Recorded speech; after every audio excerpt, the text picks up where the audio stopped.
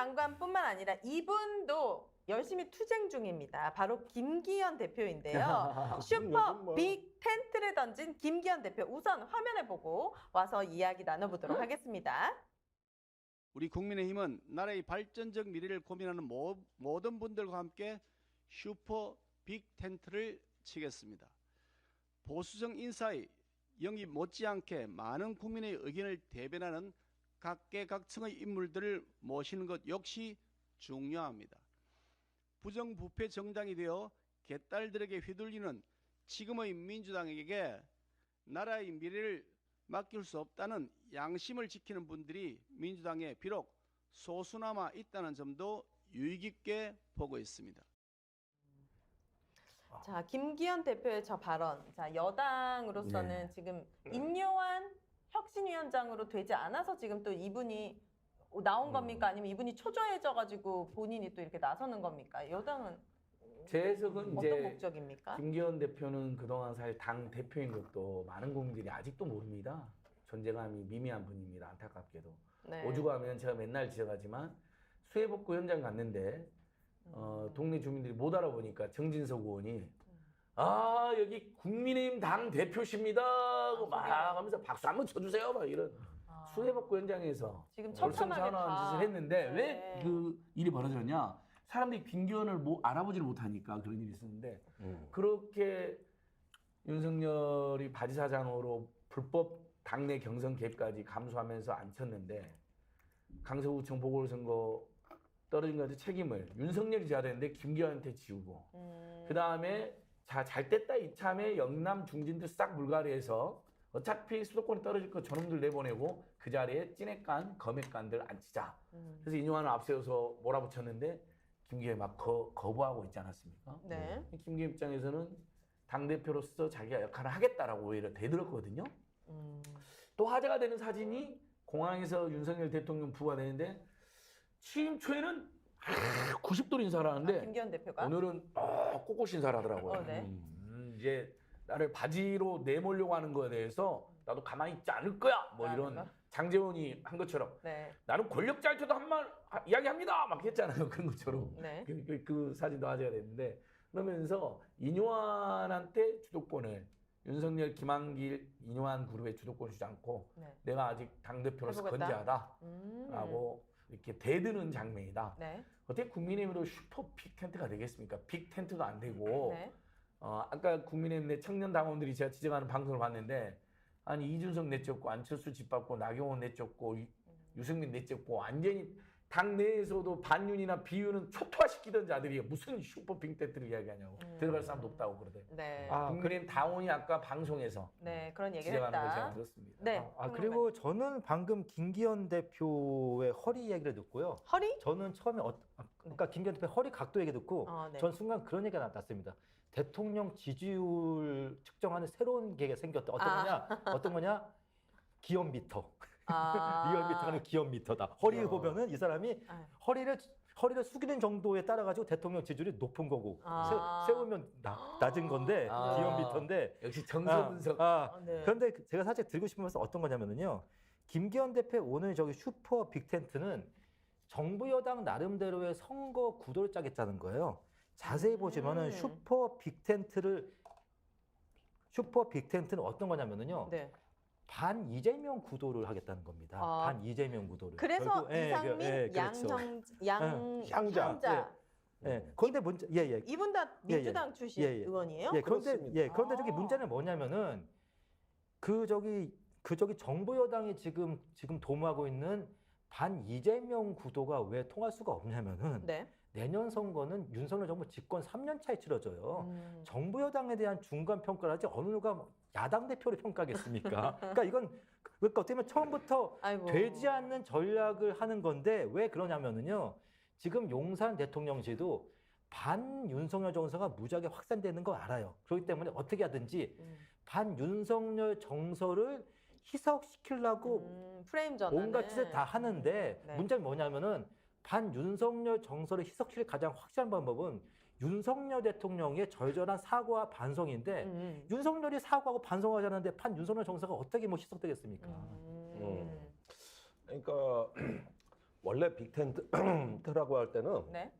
다양한 정파의 연합 내지는 어떤 이런 새로운 어떤 그 외부로부터의 정치의 에너지를 받겠다. 수혈받고 이렇게 해서 나가는 거거든요.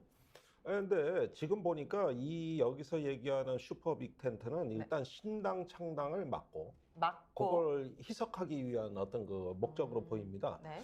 우선 당장은 이준석 신당이 아주 돌풍일 걸로 예상이 되는데, 그런데 지금 뭐 모든 여론조사에서 지지율 20%대를 찍고 있어요. 이준석이요? 만들어지지 않은 정당이 지지율 20%대라 그러면 거의 신공에 가까운 거예요. 지금 그래요? 한국 정치의 현실에서 봤을 때는 이런 양당 정치에서 아직 만들어지지도 않은 당이 이렇게 높은 지지율 옛날 안철수 현상 이후로는 처음 보는 것 같은데 또 국민의당 돌풍 이후로는 처음인 것 같아요. 네. 매우 드문 일이에요. 4년에 한 번 있을까 말까 한 일이 지금 일어나고 있으니까 네. 일단은 국민의힘이 인재 영입 프로그램을 가동시켜 가지고 그런 어떤 흐름에 물타기를 좀 하고 우리 텐트가 더 크다. 니들 아직 작다.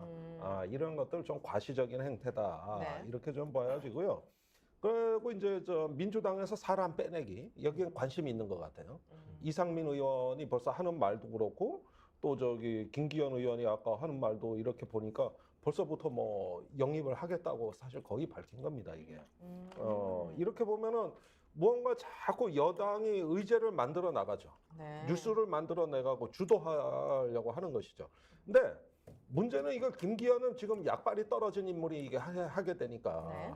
지금 반성문 쓰고 계셔야 될 분이 이렇게 하니까 이제 거기서 이제 신선미가 떨어지는 거죠, 사실은. 저는 이제 개인적으로 궁금한 것은 이상민 위원은 이제 국가와 민생을 위해서 어쨌든 그 이유로 이재명 대표에게 약간 각을 세우면서 계속 정치 행보를 하고 있잖아요. 그러면 국민의힘이야말로 지금 국가 민생을 내팽개치고 있는 대표적인 당인데 굳이 왜 이 야당에서 뭔가 더 이렇게 활력소를 줘가지고 국가 민생에 도움되는 거를 하지 않고 굳이 본인의 말에서 가장 빌런인 국민의힘으로 가려고 하는 이유는 뭐예요?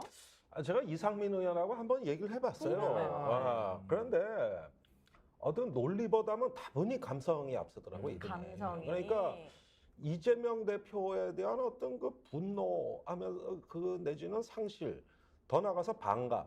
이걸 이재명 대표를 향해서 아주 몰상식하다 그러더라고. 그래서 전 말하는 편을 보니까 절대 한 집안 아래서 공존을 못 하겠구나. 내가 그거 지난 여름부터 쭉 느껴왔던 거고. 라는 와중에 이제 이번에 결정적으로 금이 간 거는 누가 뭐래도 이재명 대표 체포 동의안 국회 가결과 그 이후 이어진 법원의 영장 기각입니다. 이때 이제 넘을 수 없는 강들을 건너셨어. 내가 보기엔 이미 루비콘 강을 건너셔가지고 돌아오지 못할 다리를 건너가셨어. 아니 그러면은 그래도 국민의힘 말고 그래도 이 사람이 생각하는 그런 진보적인 어떤 가치를 지향하는 당을 이 사람 가면은 진보적이지 않아요. 아니, 그런데 아는 게 처음부터 오래 계셨던데. 이상민 같은 경우는 처음부터 보수로 시작하셨어요. 처음부터 그 민주당 아닌 당에서 보수로 출발하셨다가 민주당에 입당한 케이스예요. 그러니까 아마 자민련도 갔다 오지 않았습니까? 그리고 이제 방금 말씀하신 거 뭐냐면은 네. 슈퍼 빅텐트가 왜 저기 말이 안 되냐면은 우리가 보통 인물 영입의 가장 큰 목적은 지지층 확장입니다. 지지층 확장인데 문제는 뭐냐면은 김기현 대표가 지금 현재 영입하겠다고 영입 대상으로 언급한 분들이 대부분 6070의 지지를 받으신 분이에요. 그러니까 어떻게 보면은 슈퍼 빅텐트가 아니라 그냥 뭐 이때면 뭐 슈퍼 이게 뭐라고 해야 되나? 아무튼 이거는 지지층 중복이에요.